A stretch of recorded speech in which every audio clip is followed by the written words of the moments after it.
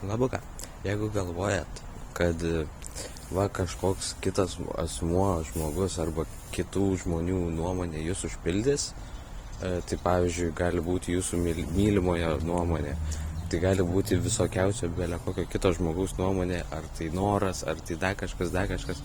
Jeigu jūs sakot savo, kad va, padarius šitą dalyką, gavus tiek ir tiek pinigų, gavus, kaip čia pasakyti, gavus pripažinimą ir meilę to kito žmogaus, į kurį aš žiūriu išdidžiai, į kurį aš myliu labai, tai mane paims ir užpildys.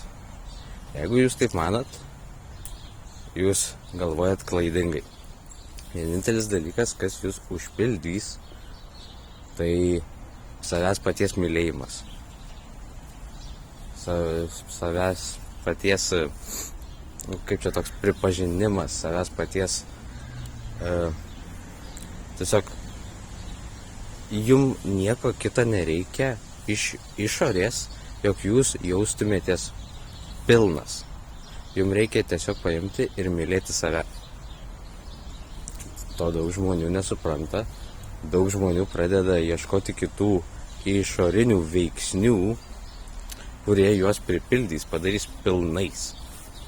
Ir tai kaip ir, tai gali kaip ir vežti tave, bet tas draivas nėra natūralus, jis yra toks išorinis.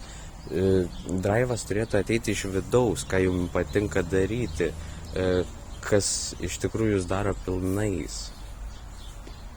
Tai mano toks yra teikas, aš bandau kuo stipriau tai suprasti, suvokti ir tuo fokusuotis. Na ir ką, pasimatysim kitame epizode, su jumis buvo Emajus. Tikiuosi padėjau.